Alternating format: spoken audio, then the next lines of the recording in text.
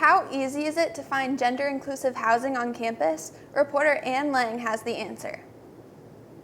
For most students, moving into the dorms on campus is an exciting experience. The residence halls are filled with new friends and opportunities. But for gender nonconforming students, this process can easily turn into a nightmare. There is also the anxiety of gendered dorms, or dorms that are separated by gender that include separate bathrooms on opposite sides of the floor or building. Assigning trans students to dorms that match their assigned sex at birth can be a demeaning experience that makes them uncomfortable for the 16 hours of the day they spend in their dorm.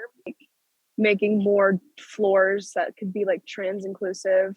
Like, I don't know, they have like co-ed floors, which is like cool, but even for like some gender neutral housing, even if you wanted to have like a co-ed floor, you still have to live with the sex that you're assigned with at birth. And like, that's like sometimes not always great. Like, depending on the situation, that could not be great. So I feel like they could change that to have like some floors that like you could live with whoever you want to live with. So it's like you could still have like that trans inclusive housing while not paying an extra $4,500 to live here because you have to. While gender inclusive housing is available at Ohio State, it is not well advertised. Unless you live in designated gender inclusive housing, you most likely don't know it exists or how to get it. The only way that I found out was because like I had explicitly looked it up, and then also my roommate like did all the stuff for us. It was kind of difficult to figure it out through housing because you have to like talk to the people separately and then, you know, like get everything set up in a separate way rather than like through the housing contract or anything that you do for housing. In the housing department's core values, under the topic of inclusion, it says, we engage in respectful dialogue, confront incidents of bias, strive to use inclusive language, and acknowledge and celebrate differences. But many trans people agree that this is not the experience of gender nonconforming students. For Buckeye TV News, this is Ann Lang. With the fall football season ending with a W in the Rose Bowl game, Ohio State fans have been waiting to see them back in action this year. The spring game is scheduled for April 16th with kickoff at noon in Ohio Stadium.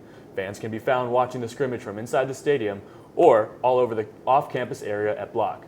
The game will be an exciting way to end off the spring semester as students are preparing to head home for the summer. Buckeyes are coming to the important time in the season when they have to choose classes for the upcoming semesters. But how do we know we are making the right choices when it comes to picking classes? Emma Burton has the inside scoop. I'm at the university's campus today to talk with students about what their favorite classes are. It is always a difficult time for students when having to decide on upcoming classes.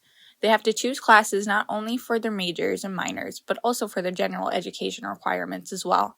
I asked Buckeyes around campus what has been their favorite GE class they've taken so far to help other Buckeyes when choosing their classes this year.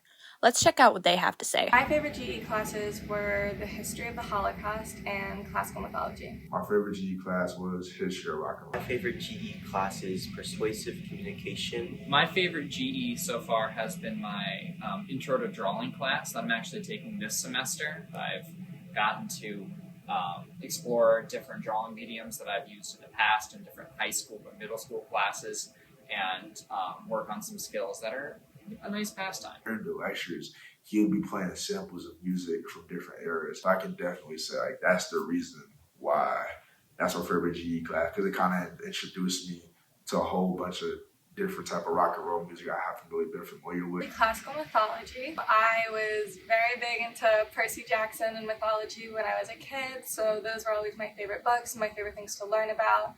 So I thought that it was really cool that I had the opportunity to learn about that in university too, and especially learn about such a broad variety of mythology instead of like just Greek mythology or just like Norse mythology. The history of the Holocaust, it was a very heavy topic and a very hard thing to learn about, but I think it's probably one of the most important classes that you could take here at OSU, learning about what happened, how it evolved. You know, it wasn't just something that happened suddenly in the span of a couple years. There was so much lead up to it, so many things that we can learn from and maybe even see in our own society and try to stop it from evolving further. It helps them understand a lot more about people's opinions and how to phrase their reasoning so that they can influence people's opinions even more and it also helps with speech as well. All right, Buckeyes, you've heard the inside scoop here on what classes to take in the fall. Course enrollment is currently open, so you can begin taking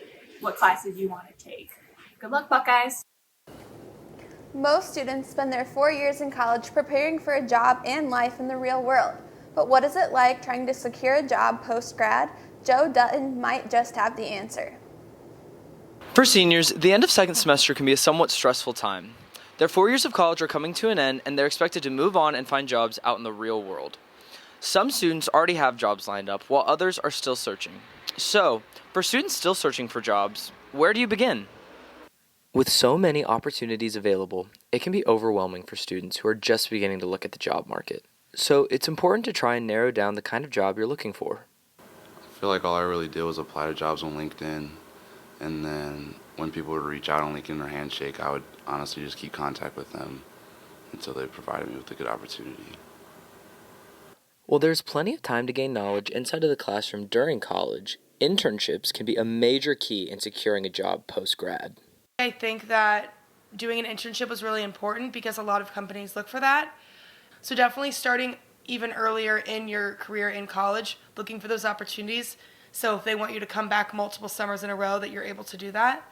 I think that we need to do those internships to figure out what we like.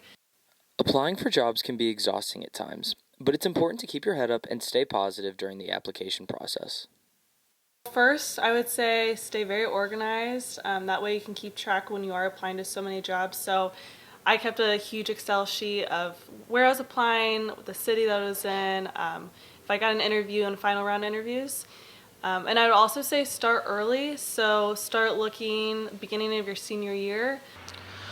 Looking for a job as an undergraduate student can be stressful and overwhelming at times. But if you're willing to put in the work, you're going to find a job that you love for a long time. For Buckeye TV, I'm Joe Dutton. Make sure to stick around to Buckeye TV News Scarlet Edition after the break. We will cover campus coffee, study spots, the best of Columbus, and the results of March Madness. We will be right back after the break.